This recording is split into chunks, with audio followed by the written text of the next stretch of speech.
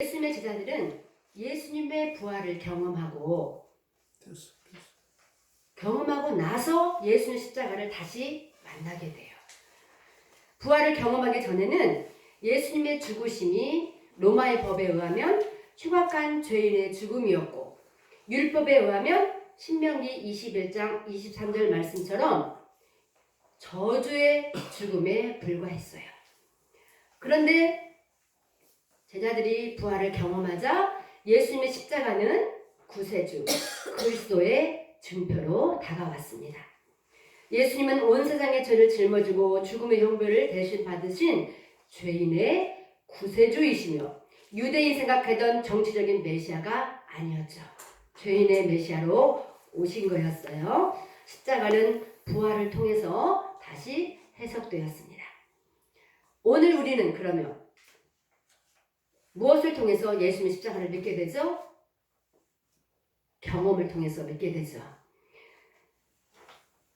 지금 여기에 앉아 계신 분 중에서 예수님의 그 십자가를 경험하지 않은 분은 없을 것 같아요. 그죠? 우리 회심의 회심의 사건이죠. 십자가 사건은 예수님을 배우는 가정에 나타난 첫 관문인데, 이 관문을 통과한 사람, 즉 회심을 경험한 사람은 자신의 죄가 용서받았다는 확신을 쏘는 홀가분함과 기쁨을 경험하고 예수님을 구세주로 고백하며 구원을 받았고 하나님의 자녀가 되었다는 것을 스스로 알게 되죠. 그렇죠? 우리 다 이런 고백이 있어요, 없어요? 예. 회심의 고백이죠. 경험으로 믿어지면 이해가 되죠. 더 나아가서 감격의 대상이 되고 십자가를 바라보기만 해도, 생각만 해도 감격이 밀려오는 대상이에요. 그래서 우리가 교회마다 십자가가 이렇게 세워지는 그 의미도 같은 의미죠. 이분은 예수님은 우리의 죄를 대신 짊어지신 대속 제물이셨고 하나님과 인간을 화목시키는 화목 제물이 되신 거예요. 요한일서 2장 2절 이렇게 말씀하고 있습니다. 십자가는 우리가 교리로 고백되고 말아야 할 대상이 아니라 내 가슴, 내 영혼 속에 새겨져서 삶 속에서 내가 죽고 그분께서 살아야 할 신앙 경험의 대상입니다. 살아계신 하나님, 부활하신 예수님은 십자가를 통해서 경험이 됩니다. 이 부분에 제가 참 감동이 되고 다 아는 거지만 한번 정리하고 싶어서 제가 먼저 서두에 넣었습니다. 이제 본문으로 들어갈게요. 갈라디아서 2장 20절은 사도 바울이 유대주의자들에 대한 극복 방안으로 나온 말씀이라고 그렇게 말씀하고 계세요. 어찌 보면 사도 바울을 통해서 갈라디아서나 로마서를 통해서 유대교에서 기독교로 분리할 수 있는 그 역할을 한 게 우리가 사도 바울이잖아요. 대부분의 사람들은 그냥 우리 기독교 그때 당시에 유대교에 속해 있는 어떤 무리들 이렇게만 하셨는데, 사도 바울은 이것을 정확하게 우리는 유대교가 아닌 기독교다, 예수님을 믿는 사람들이다, 이것을 정말 몸부림치면서 글로 전달하고 가르쳤어요. 그래서 안디옥에서 최초의 그리스도인이라고 이름을 부르게 될 수 있는 그런 일을 하게 된 거죠. 그래서 어떤 분들은 사도 바울, 기독교는 사도 바울이 만든 종교다, 이렇게도 표현하는 분들도 있다고 이렇게 말씀을 하시더라고요. 그만큼 우리 기독교가 형성되기에 사도 바울 역할이 컸다고 볼 수 있습니다. 자, 나는 그리스도와 함께 십자가에 못 박혔다. 이게 세 가지로 나눠서 말씀을 하세요. 이것은 이미 못 박혔다, 과거의 일이고 이미 끝난 일입니다.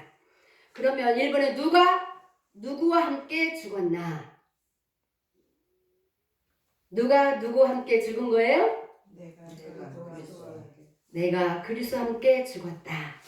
그리스도가 죽음으로 나도 그와 같이 죽은 것임을 말하고 있다. 즉 그분과 믿음이 하나가 되어서 그가 죽을 때 우리도 죽고 그가 살 때 우리도 산 것을 뜻한다, 이렇게 말씀하고 계세요. 로마서 6장 11절에 11절 말씀을 보면 이와 같이 너희도 너희 자신을 죄에 대하여는 죽은 자요 그리스도 예수 안에서 하나님께 대하여는 살아있는 자로 여길지어다.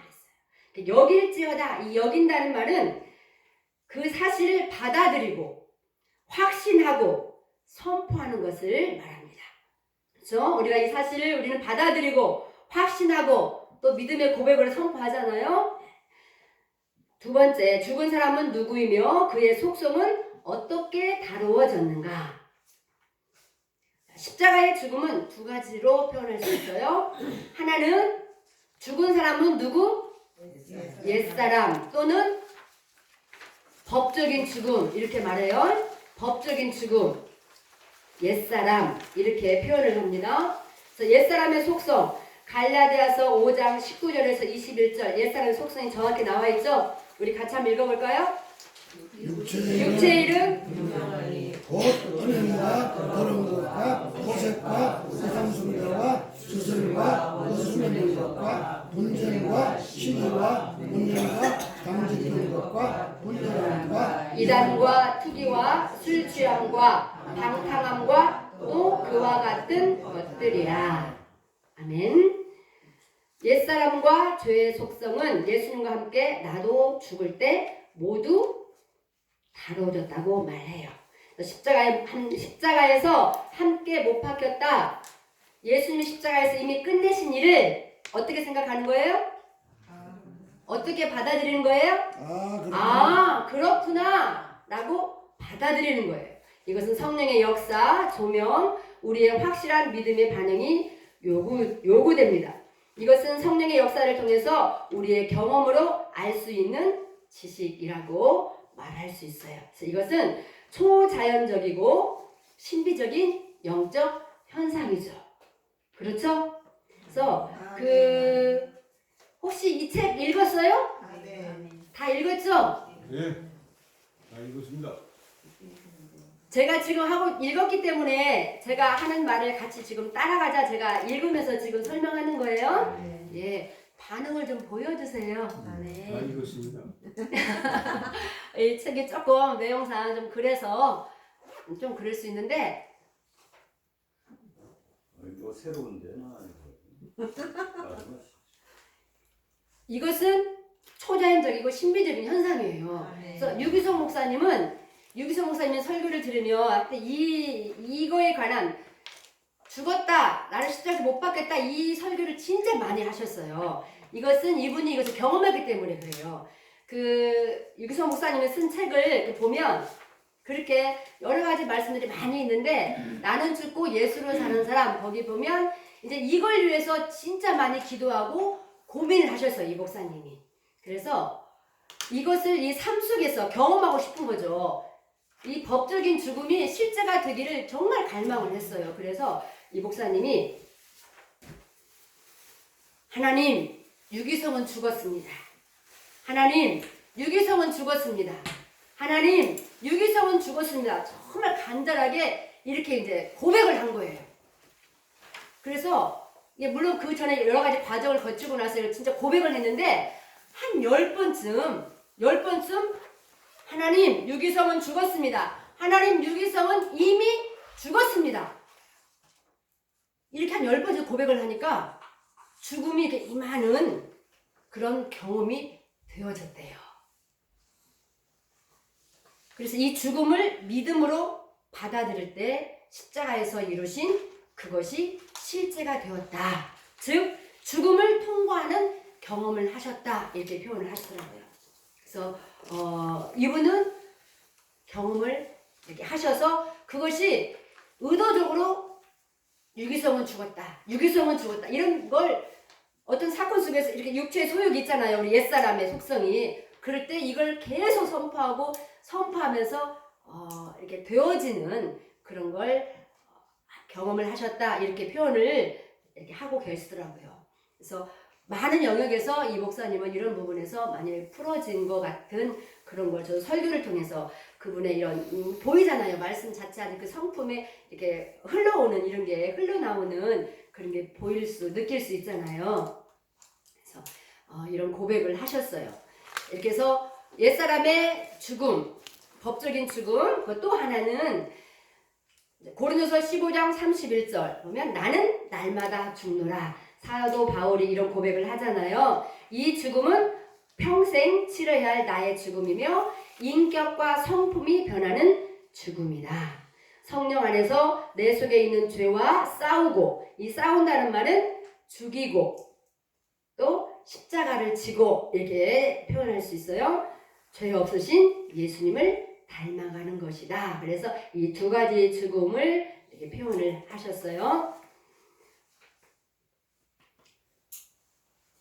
자, 세 번째, 십자가에 못 박힌다는 의미는 무엇인가? 여기에서 이제 잔느 기온과 달라스 윌러드 이 두 분을 표현을 인용을 하셨어요. 그래서 우리가 잔느 기용에 대해서는 잘 아시잖아요.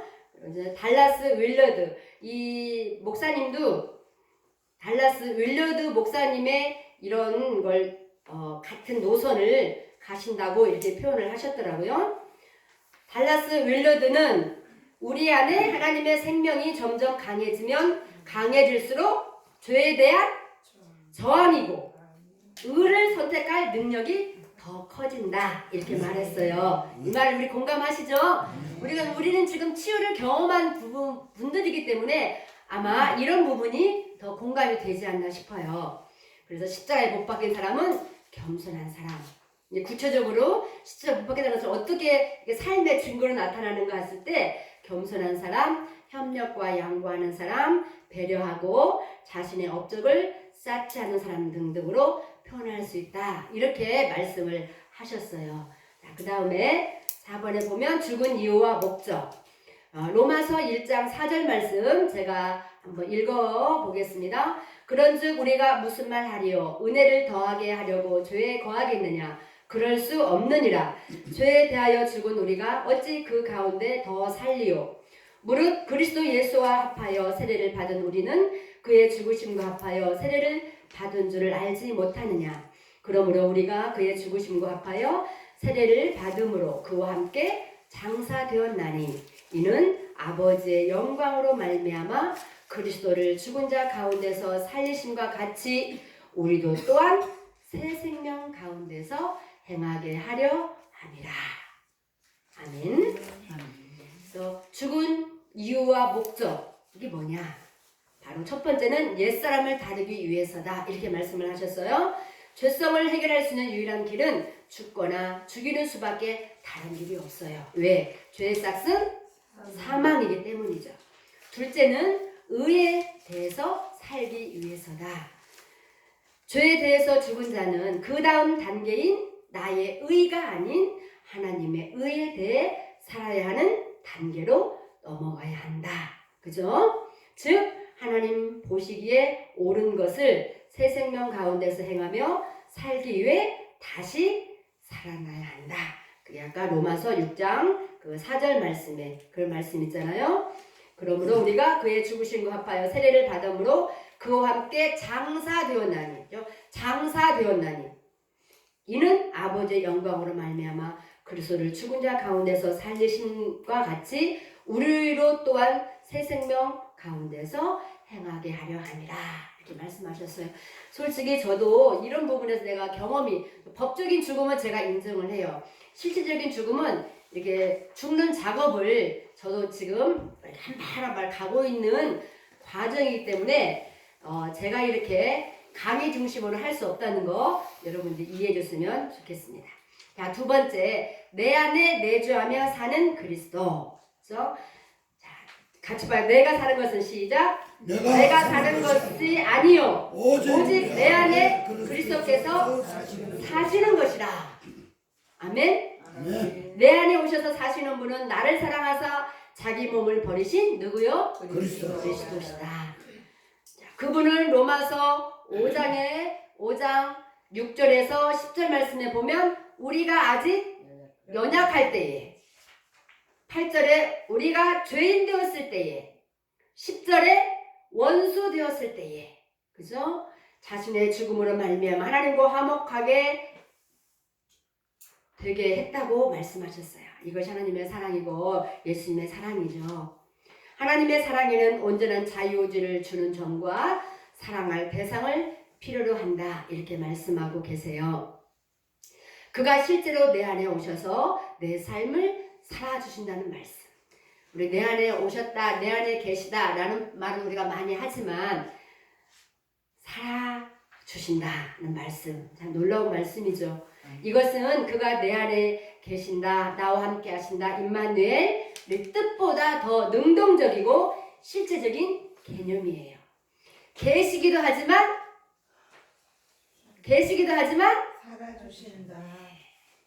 살아주신다.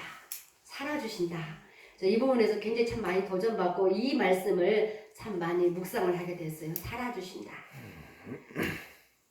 십자가에서 새 생명으로 부활한 예수 그리스도, 구원과 율법의 완성자가 무한한 사랑으로 내 안에 오셔서 내주하며 사신다는 진실, 내 안에 오셔서 사시는 목적과 이유가 바로 뭐예요? 새 사랑으로, 새 생명으로, 새 사람으로 살아가기 위해서다. 이렇게 말씀하고 계세요. 자, 그럼 세 번째는 어떻게 살 것인가? 어떻게 살 것인가? 우리 같이 이 말씀 밑에 한번 같이 선포해 봐요.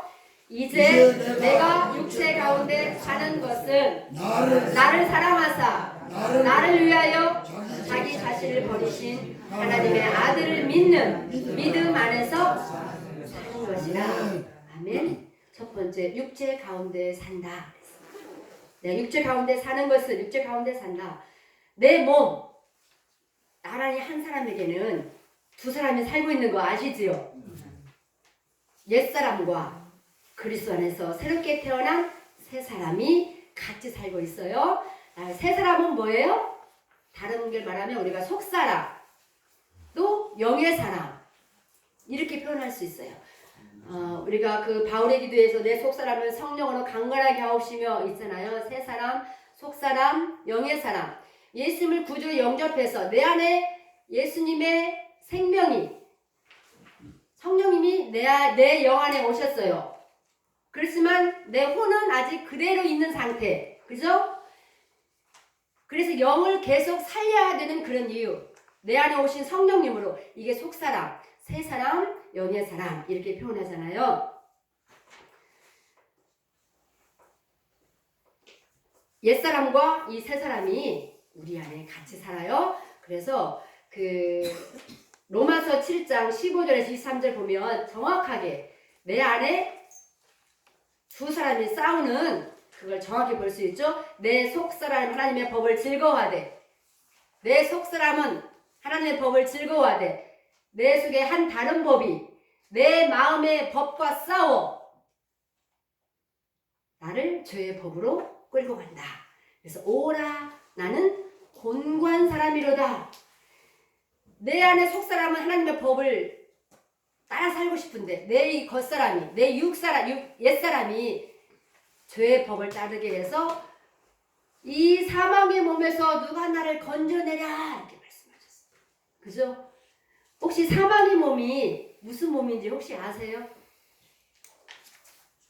이 사망의 몸에서 누가 나를 건져내랴. 사망의 몸.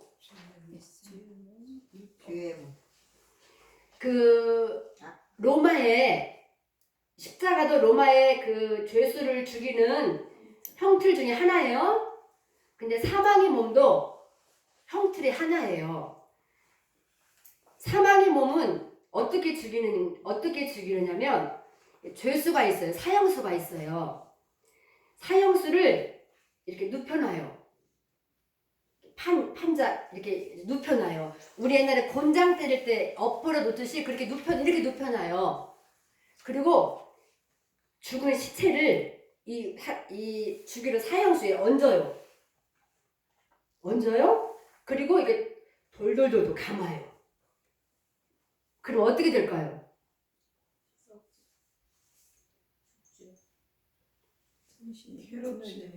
위에서 썩은 시체가 어떻게 돼요? 썩죠? 이게 막 들어오는 거야. 눈으로, 코로 이렇게 막 냄새 고약하고. 그러면 어떻게 해요? 그것이 고약하니까. 막 몸부림치죠? 그럼 몸부림치면 어떻게 되겠어요? 그게 사망의 몸이에요. 그렇게 고통스럽게 죽이는 버리래요. 그러니까 이 사도 바울이 이렇게 고통스러운 이 사망의 몸에 누가 나를 건져낼 것인가? 그게 이제 우리가 로마서 그 8장에 성령의 법 말씀을 통해서 이렇게 회복의 은혜를 주시잖아요. 이렇게 그래서 이 사도 바울은 이걸 경험했기 때문에 고린도서 15장에서 나는 날마다 죽노라 이렇게 표현을 하신 거죠. 육체 가운데 믿음으로 선택하며 사는 삶은 우리 세 사람이 아들을 믿는 믿음을 선택하며 살아야 할 것을 말하고 있어요. 이것은 우리의 자유의지로 옛사람 혹은 새 사람 중 누구를 선택하며 살도록 놔두는 것이다. 이게 자유의지 선택하신 거죠. 그래서 우리는 육체를 다스리는 훈련을 평생 해야 돼요. 육체와의 싸움은 영적인 싸움이에요. 육체의 싸움을 영적으로 이해하고 영적으로 싸워야 한다는 의미예요. 왜요? 육체를 훈련하는 것은 우리에게 남아있는 나쁜 습관, 즉 옛사람의 속성이죠. 버리고 말씀과 성령으로 좋은 습관을 길러주는 거죠. 우리는 영을 가진 육적인 존재가 아니라 육을 가진 영적인 존재죠. 영적인 존재인 우리가 우리 영 안에 육을 소유하고 있다는 것이죠. 그래서 영이 육을 다스리죠. 그러면 시간이 지나면서 육이 영적으로 변하고 우리 영이 하나님의 영에 의해 강해지면 영은 혼을 지배하고 혼은 몸을 다스릴 수 있죠. 그래서 우리는 결국 영과 육이 예수님을 닮은 존재가 되는 거예요. 우리가 이 일에 있어서 우리가 치유를 받는 목적도 결국 이런 삶을 살기 위해서 우리가 치유를 받는 거잖아요. 뒤로 한번 넘겨보겠습니다. 아들을 믿는 믿음으로 여기 보도록 하겠습니다.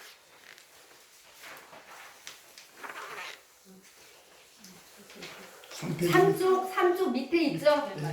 제가 그 성경 구절을 좀 적어놔서 제 것이 조금 길어서 3쪽 밑에 있을 거예요. 아들을 믿는 믿음으로. 자, 하나님께서 육체 가운데 사는 우리에게 주신 마지막 선물이 뭐예요?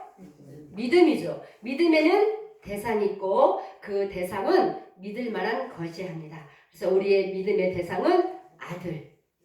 즉 아들을 믿는 믿음이란 같이 한번 읽어볼까요? 아들 때문에 생긴 믿음을 말한다. 그래서 여기에는 두 가지 의미가 있다.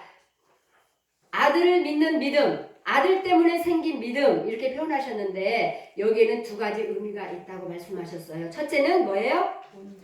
온전하신 아들의 말과 인격과 성품을 믿고 담는 것이다. 이걸 위해서 하나님은 자기 자신을 버리셨어요. 그래서 예수님의 성품의 핵심이 사랑 이렇게 표현합니다. 자, 둘째는 같이 또 봐요. 둘째는 시작.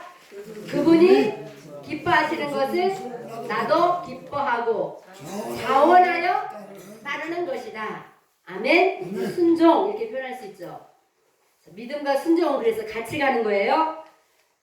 예수님을 하나님의 아들로 믿고 하나님의 아들로 온 그가 십자가에서 죽고 부활하셨음을 믿는다면 우리도 그처럼 죽고 그처럼 뭐 하게 돼요? 부활하게 됩니다. 바로 그 하나님의 아들 때문에 우리가 하나님의 자녀가 되고 하나님의 생명을 받고 하나님의 속했기 때문이죠. 자, 이러한 자는 뭘 따르면서 갈 수 있어요? 사명을 따르면서 사명을 따라서 갈 수 있고, 자, 그러면 그런 자에게 사명을 감당할 수 있는 힘과 또 자신을 변화시키는 힘을 받게 되죠. 이 힘은 감동으로 온다 그랬어요. 예수님이 내 안에 생명으로 사시는 결과 중에 하나입니다. 아멘이죠.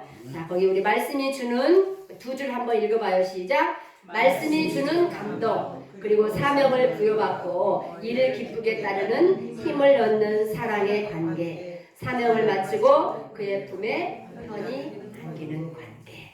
행복하죠? 이런 삶은 참 행복하겠잖아요. 자, 워츠만니가 이렇게 말했어요. 워츠만니가 고백한 것도 우리가 한번 읽어볼까요? 하나님의 아들 그리스도는 사람의 죄를 속량하기 위해 죽으시고 3일 만에 부활하셨다. 이것은 이것은 우주 가운데 가장 놀라운 사실이다. 그래서 나는 그리스도를 믿음으로 증거라 이렇게 표현을 했어요. 이렇게 해서 이제 이 갈라디아서 2장 20절 말씀을 이렇게 설명을 하시고 이 목사님이 정말 자상하셔요. 적용 부분에서도 우리에게 이 책에서 적용도 이렇게 했으면 좋겠다. 적용까지도 말씀을 하고 계시더라고요.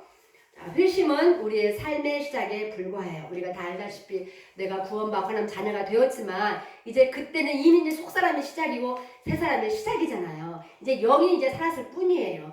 네, 지속적으로 이제 이루어 가야 되는데 신명기 6장 6절 말씀에 보면 오늘 내가 내게 명하는 이 말씀을 너는 마음에 새기고 그래서 말씀을 암송한 말씀을 새김질 하듯이 소리내어 반복하며 읽고 외워서 우리의 신앙생활 습관이 되도록 하는 것이다. 결국 이거잖아요. 말씀이 내 안에서 역사하잖아요. 갈라디아서 2장 20절 말씀도 이 말씀이 내 안에서 살아 역사하면 이런 삶을 살 수 있잖아요. 그래서 저도 이렇게 지금 매일 제가 정해놓고 하나님의 말씀을 읽으면서 그날 읽은 말씀에서 이렇게 정말 중요한 말씀은 외우면서 또 가고 또 그 말씀을 또 매일 그 삶에 적용하면서 나아가려고 하는 게 그래서 옛날에도 말씀을 좀 많이 읽긴 읽었지만 내가 뭔가 조금 그래도 나아가고 있구나 이것을 좀 교만한 소리인지 모르겠지만 감사하게 받을 수 있는 게 이 말씀을 읽고 너무 행복하고 또 거기에 주어진 말씀을 외우면서 또 그 말씀을 또 선포하고 막 할렐루야 할 수 있는 그게 너무 행복해요. 이렇게 말씀이 진짜 꿀이고 달구나. 이 말씀이 나의 발걸음에 이 하나님의 말씀으로 세워져서 내가 모든 죄악들이 나를 주관하지 못하게 해야 되겠구나. 이렇게 하는 거예요. 이게 시편 119편 133절 말씀이에요. 제가 이 말씀을 최근에 읽으면서 이렇게만 된다면 문제될 거 없잖아요. 내 발걸음이 하나님의 말씀으로 이렇게 딱 세워지면 모든 죄악이 나한테 주관하지 못한다고. 그러면 성령으로 나아갈 수 있지 않겠어요? 그래서 갈라디아 2장 20절의 삶을 살 수 있지 않을까 생각해서 참 그런 기쁨이 말씀을 이렇게 하면서 있는 기쁨이 너무 참 좋다라고 생각을 하고 있습니다. 이 말씀을 바로 우리를 통해 흘러나오는 주의 영이며 생명이며 나를 믿음으로 살도록 인도하는 힘으로 나타나는 것을 알게 돼요. 그래서 우리는 기도하는 거예요. 문제 해결을 위해서 기도하는 것도 중요하지만 이런 부분에서 하나님 앞에 나아가면서 내 영을 더 살려달라고 하고 내 영을 성령으로 온전히 장악돼서 내 영이 내 혼을 지배할 수 있는 삶을 살게 해달라고. 그러면 크게 영향받지 않고 이러한 예수님, 내 안에 사는 예수님을 믿는 그 믿음으로 살 수 있는 그러한 거에 한 걸음 한 걸음 나아갈 수 있지 않을까 싶어집니다. 그래서 이분도 예로 들어서 얘기를 했었어요.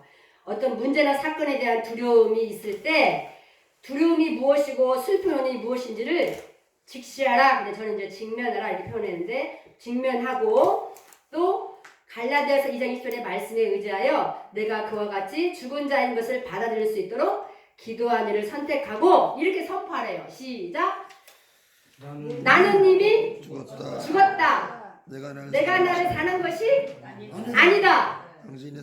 당신이 나를 살아주세요. 예수님 내 안에서 살아주세요. 이렇게 반복해서 말하고 이렇게 하면 주님이 기도를 들어주시도록 요청하고 선택하게 하면 나는 죽고 시작. 나는 죽고 주님이 내 안에 살아계시고 살아주시니 감사합니다. 할렐루야. 내 안에 살아계신다 이런 거 우리가 많이 고백을 했잖아요. 근데 제가 이게 너무 감동인 거예요. 살아주시니 감사합니다. 아멘. 살아주시니 감사합니다. 내 안에 성령으로 오셨잖아요. 내 안에 오신 성령님이 내 영과 이렇게 하나 연합이 되면 혼을 지배하면 사라질 수 있잖아요. 할렐루야. 살아주시니 감사합니다. 살아주시니 감사합니다. 믿음으로 사는 사람의 삶에는 갈등과 싸움이 살아있는 계속되잖아요. 그래서 성령의 도움으로 진리의 말씀을 붙들고 선택하면서 우리가 나아가야 돼요. 자, 거기 시작. 읽어봐요. 건강하고 시작. 건강하고 기쁘게 맡기며 사랑하며 살자. 살자. 다시 한번 시작. 건강하고 기쁘게 맡기고 사랑하며 살자. 아멘. 이렇게 한번 나아갔으면 좋겠어요. 그 다음에 또 유전자 회복을 통한 치유도 말씀하셨어요. 그래서 제가 간단하게 적어봤습니다. 유전자 DNA는 말씀에 반응한다. 그렇죠? 유전자도 말씀, 내 영 성령님의 반응을 해요.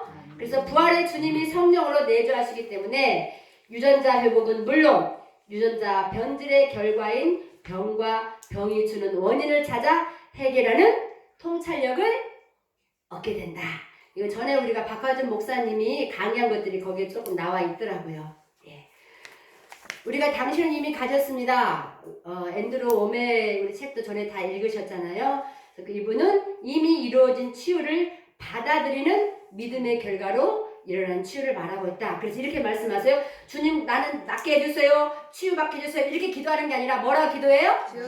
나는 이미 나았다. 치유함을 받았다. 이렇게 시인하고 선포한 거예요. 아멘. 예. 아멘. 자, 결론 시작. 예수님만으로 충분하다.